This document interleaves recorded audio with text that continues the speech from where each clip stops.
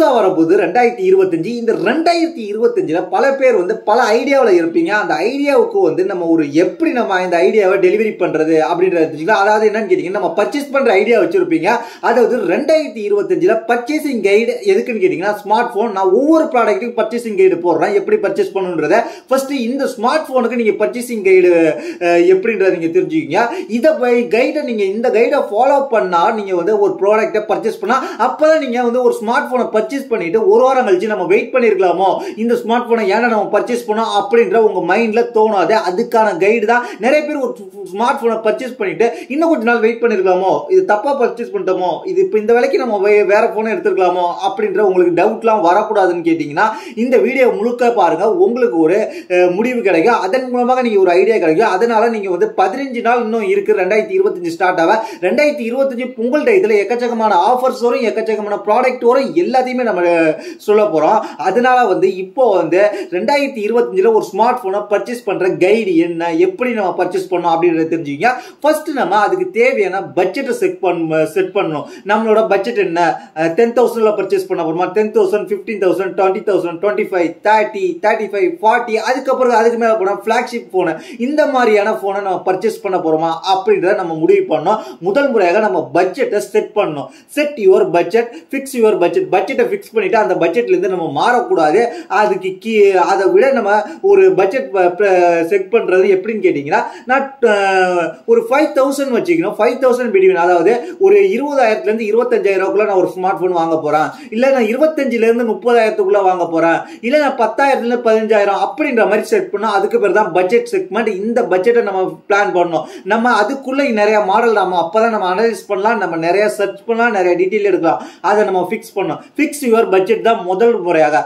அடுத்து நம்ம பார்க்க போறது ரெண்டாவது விஷயம் என்னன்னு கேட்டீங்கன்னா ஆப்ரேட்டிங் சிஸ்டம், அதாவது ஆண்ட்ராய்டா ஐஓஎஸ்ஆ நம்ம அதை முடிவு பண்ணணும். கிட்டத்தட்ட நம்மள்ட்ட பிளாக்ஷிப் லெவலுக்கு நம்ம போக போறது இல்லைன்னு கேட்டீங்கன்னா நீங்க ஆண்ட்ராய்டுக்கே மூவ் ஆயிடுங்க. ஆண்ட்ராய்டுல தான் எக்கச்சக்கமான ஆப்ஷன் இருக்கு. நான் பிளாக்ஷிப் லெவலுக்கு போக போறேன் அப்படின்னு கேட்டீங்கன்னா உங்களுக்கு அப்போ ஒரு ஆப்ஷன் கிடைக்கும், ஆண்ட்ராய்டா ஐஓஎஸ்ஆ.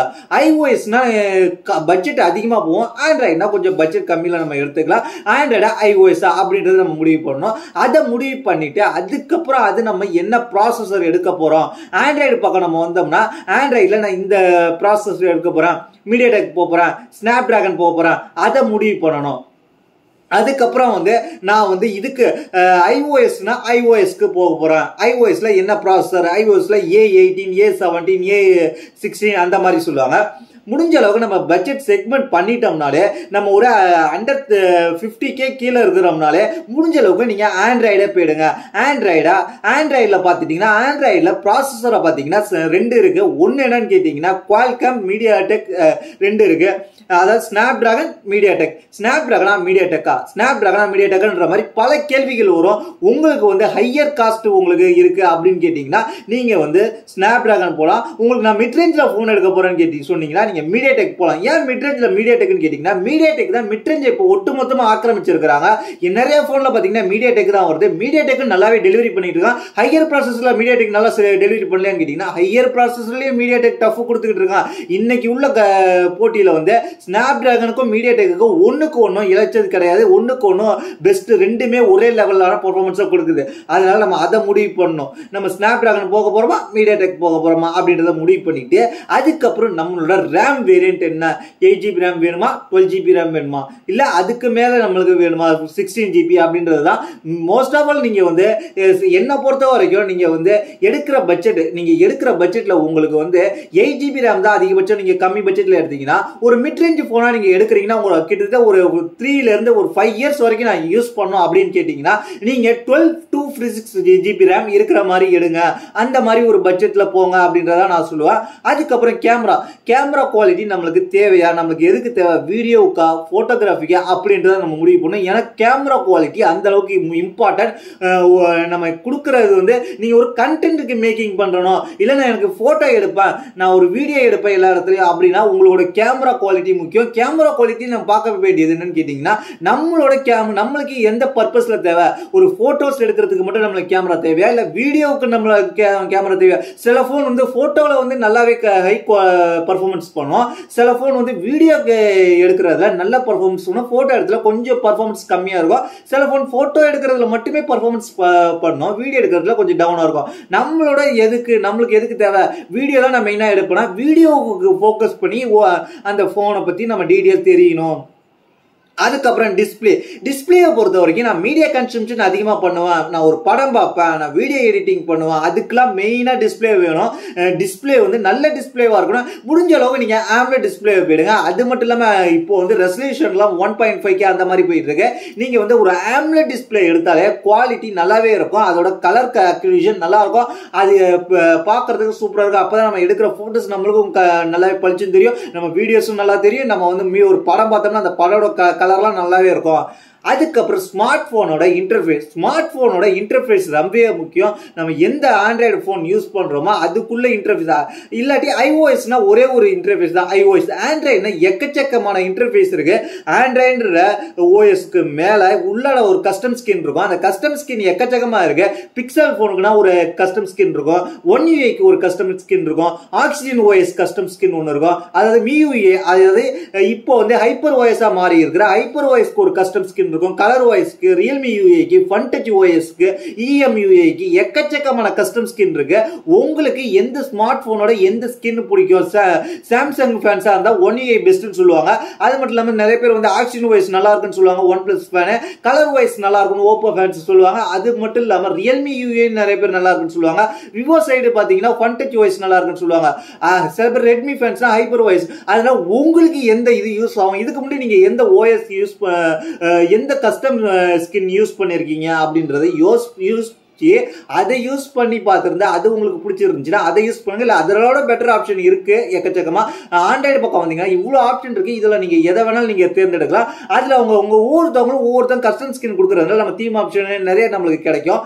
நம்ம அதுக்கப்புறம் வந்து ஸ்டோரேஜ் வேரியன்ட் நம்மளுக்கு முக்கியம்.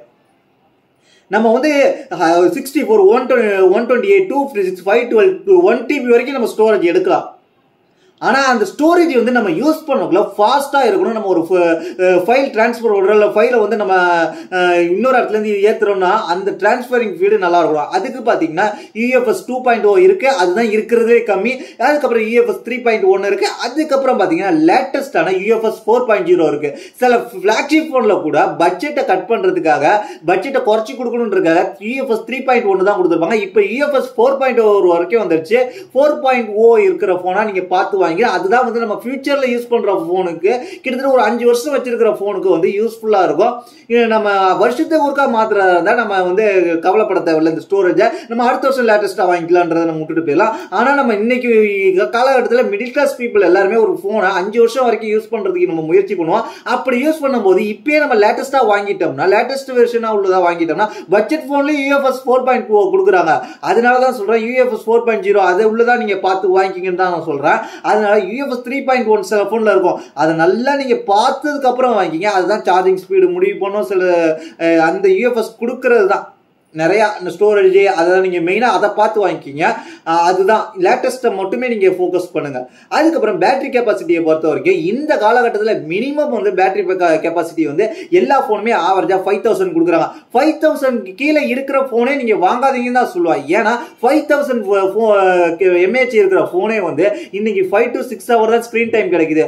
ஆனா வந்து அந்த நேரத்திலேயே வந்து நம்ம ஏன்னா அந்த அளவுக்கு நம்ம உங்களுக்கு வந்து ஃபோன் யூஸ் பண்ணும்போது நிறைய ஆப்ஸ் வந்து நம்ம பேட்டரியை வந்து ட்ரெயின் பண்ணுறதுக்கு வாய்ப்பு இருக்குது. அதையும் நம்ம பார்க்கணும். கிட்டத்தட்ட ஒரு ஃபோன் வந்து பேட்டரி கெப்பாசிட்டி எந்த அளவுக்கு நல்லா பர்ஃபார்மன்ஸ் பண்ண வைக்கிறாங்களோ அது அளவுக்கு நம்மளுக்கு டைம் யூஸ் பண்ணுற டைம் அதிகமாக கிடைக்கும். அதனால பேட்டரி கெப்பாசிட்டி 5000க்கு மேலே, முடிஞ்ச அளவுக்கு 5500க்கு மேலே பார்த்துக்கோங்க. ஏன்னா இனி 2025 7000லாம் ஆவரேஜ் ஆகிடும். அதனால 5500க்கு மேலே நீங்கள் வாங்கினா தான் ஃபியூச்சரில் ஃபோனோட பேட்டரி கொஞ்சம் கெப்பாசிட்டி வந்து பேட்டரி ட்ரெயின் ஆகும் போதோ, பேட்டரியோட பவர் குறையும் போதோ, வீக்கா இருக்கும் போதும் நம்ம போன் யூஸ் பண்ற டைம் வேணாலும் குறையும். ஆனா வந்து ரொம்ப டீப் அளவுக்கு பேட்டரி பெர்சன்டேஜ் குறையக்கூடாதுன்றது தான் என்னுடைய கருத்து.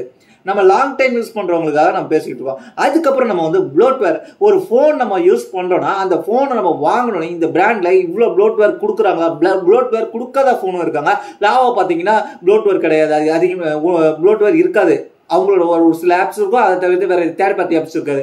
மோட்டரோல அதிகபட்சம் இருக்காது. அதுக்கப்புறம் பிக்சல்ல இருக்காது. இந்த மாதிரி போன்ஸ்லயும் இருக்காது. நிறைய போன்ஸ்ல ப்ளோட்வேர் கொடுப்பாங்க. ப்ளோட்வேர் கம்மியா இருக்கிற போன்ஸா பார்த்து வாங்கிக்கிங்க. இல்ல ஸ்டாக் ஆண்ட்ராய்டுக்கு போயிடுங்க. ஏன்னா ஸ்டாக் ஆண்ட்ராய்டுல எந்த வித ப்ளோட்வேர் இருக்காது. லாவால ஸ்டாக் ஆண்ட்ராய்டு இருக்கு, மோட்டரோல இருக்கு, கூகுள் பிக்சல்லயும் ஸ்டாக் ஆண்ட்ராய்டு தான் இருக்கு. சில போன்ஸ்ல வந்து தேவையில்லாம தேர்ட் பார்ட்டி ஆப் இருக்கும்.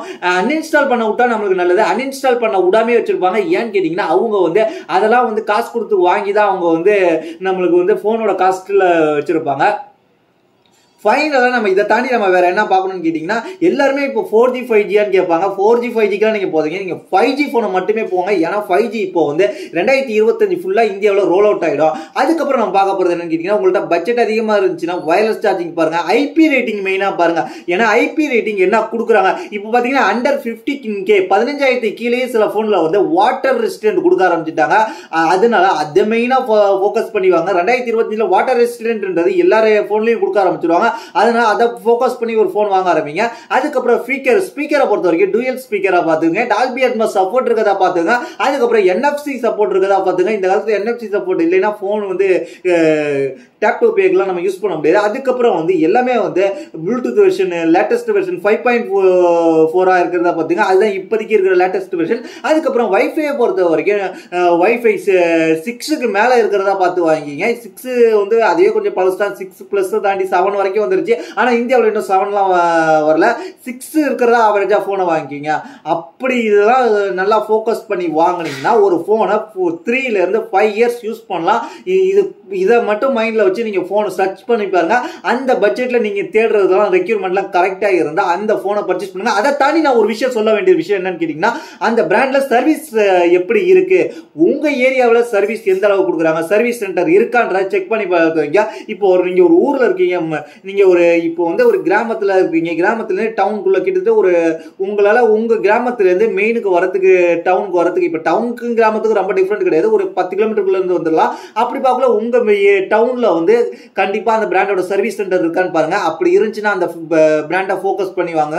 அப்படி இல்லைன்னா உங்களுக்கு போகக்கூடிய தூரத்துல இருந்தால் நீங்க அதை வாங்குங்க. அதை தவிர்த்துட்டு நீங்க இந்த பிராண்டுக்காக இந்த பிராண்டு நல்லா இருக்குன்னு சொல்லிட்டு வாங்கிக்கிட்டு அந்த பிராண்டுக்கு சர்வீஸ் சென்டர் எங்க இருக்குன்னு தெரியாம நீங்க யோசிச்சுக்கிட்டே இருக்க முடியாது. ஒரு சின்ன பிரச்சனை வந்தா கூட ஆன்லைன்ல பர்ச்சேஸ் பண்ணீங்கன்னா இப்போ வந்து சர்வீஸ் சென்டர் வாரண்டி தான் கொடுப்பாங்க. 7 நாள் சர்வீஸ் சென்டர். எது பிரச்சனை இருந்தாலும் சர்வீஸ் சென்டர்ல போய் நீங்க சர்வீஸ் பண்ணிக்கின்னு தான் சொல்லுவாங்க. ரீப்ளேஸ்மெண்ட் கிடையாது. அதையும் மைண்ட்ல வச்சுக்கிங்க. அது மட்டும்தான். இதெல்லாம் முக்கியமா ஃபோக்கஸ் பண்ணி நீங்க ஒரு போனை. அது மட்டும் இல்லாம ஏன் சர்வீஸ் முக்கியம்னு சொல்றேன்னு கேட்டீங்க, சில போன்ல வந்து கிரீன் லைன் இஷ்யூ வரும். வாங்கின உடனே கூட வரலாம், சில அப்டேட் மூலமா வரலாம். அப்ப அவங்க சர்வீஸ் பண்ணி தரேன்னு சொல்லுவாங்க. சர்வீஸ் பண்ணி தரேன்னு சொன்னோடனே உங்களுக்கு ஃப்ரீயா சர்வீஸ் பண்ணி தரேன்னு சொல்லி இருந்தாலும் அதோட தூரம் அதிகமா இருக்கும். அந்த லென்த் அதிகமா இருந்துச்சுன்னா நீங்க போயிட்டு கொடுத்துட்டு உங்களால திருப்பி அலைய முடியாது. பக்கத்துல இருந்துச்சுன்னா நீங்க ஈஸியா சர்வீஸ் பண்ணிக்கலாம். இப்போ பாத்தீங்கன்னா OnePlus கூட free life time green line service கொடுக்குறாங்க. அந்த மாதிரி நீங்க பாத்துங்க. அது மட்டும் இல்லாம போன்ல உங்களுக்கு சார்ஜர் கொடுக்குறாங்கன்னு செக் பண்ணிக்கோங்க. அடாப்டர் கொடுக்குறாங்களான்னு. ஏன்னா அடாப்டர் கொடுக்கலைன்னா அப்புறம் நீங்க வந்து அடாப்டருக்கு தனியாக எக்ஸ்ட்ரா பட்ஜெட் போடுறது இருக்கும். அதையும் நீங்க மைண்ட்ல வச்சுக்கோங்க. அது மட்டும் இல்லாம உங்களுக்கு முடிஞ்ச அளவுக்கு நீங்க ஆஃப்லைனுக்கு போனீங்கன்னா உங்களுக்கு வந்து போன் பேக்கேஜ் கேளுங்க கொடுப்பாங்க. அதுக்கப்புறம் மேல டெம்பர் கேளுங்க ஒட்டி கொடுப்பாங்க. அது மட்டும் இல்லாம சில எக்ஸ்ட்ரா ஹெட்செட்டு, இயர்போனு, TWS ஏதாவது உங்களுக்கு ஆஃபர் கொடுக்கறதுக்கு வாய்ப்பு இருக்கு. ஆஃப்லைன்லயும் நீங்க முயற்சி பண்ணி பாருங்க. நீங்க ஆன்லைனை மட்டும் நான் ஃபோக்கஸ் பண்ண சொல்ல, ஆஃப்லைன்லயும் நீங்க போனை ட்ரை பண்ணி பாருங்க. ஆன்லைன் பிரைஸ்க்கே ஆஃப்லைன்ல கிடைக்கும். சில சமயத்துல ஆன்லைன் பிரைஸோட கம்மியா இருக்கும். நான் இப்போ உங்களுக்கு பேசிக்கிட்டு இருக்க போன் கூட எனக்கு நான் வாங்கும்போது ஆன்லைன் பிரைஸோட 1000 ரூபீஸ் கம்மியா கொடுத்தாங்க. அந்த போன் லான்ச் ஆகி அப்ப 4 மாசம் தான் ஆனிச்சு. ஆஃப்லைன் பிரைஸ் நல்லாவே இருந்துச்சு. அதனால நான் இந்த போனை பர்ச்சேஸ் பண்ண. உங்களுக்கு அதையும் நீங்க ஃபோக்கஸ் பண்ணி பாருங்க. அதனால வந்து எல்லாத்தையுமே செக் பண்ணி பார்த்துட்டு நீங்க ஒரு போனுக்காக பட்ஜெட் செலவு பண்றீங்க. ஒரு 5 வருஷம் நம்ம கூட இருக்கிற போனுக்கு இந்த அளவுக்கு நம்ம ஒரு அனலைஸ் பண்ணிட்டு நீங்க நல்ல போனா வாங்குங்கன்றத என்னோட கருத்து. இதை பத்தி உங்களுடைய கருத்து கீழே உள்ள கமெண்ட் பண்ணுங்க. வேற எந்த ப்ராடக்ட் உங்களுக்கு கைட்லைன்ஸ் வேணும்ன்றத சொல்லுங்க, நான் அதை கைட்லைன் பண்றேன். அதுக்கப்புறம் வந்து உங்களுக்கு வேற எந்த மாதிரியான கண்டென்ட் வேணாலும் கீழே கமெண்ட் பண்ணுங்க. நான் கண்டென்ட்டுக்கு நான் உங்களுக்கு அப்டேட் பண்றேன். அது மட்டும் இல்லாம என்ன கான்டாக்ட் பண்ண நம்ம வாட்ஸ்அப், என்ன கான்டாக்ட் பண்ண நம்ம இன்ஸ்டாகிராம் இருக்கு, ட்விட்டர் இருக்கு, ஃபாலோ பண்ணிட்டு நம்மளை கான்டாக்ட் பண்ணலாம். அதுக்கப்புறம் வந்து ஆஃபர்ஸ் டயத்தில் வந்து உங்களுக்கு ப்ராடக்டோட ஆஃபர்ஸ்லாம் அடிக்கடி நம்ம அப்டேட் பண்ணிக்கிட்டு இருக்கோம். எதுல நம்ம வாட்ஸ்அப் சேனல் அதை கிளிக் பண்ணி ஃபாலோ பண்ணி வச்சுங்க. தேங்க்ஸ் ஃபார் வாட்சிங்.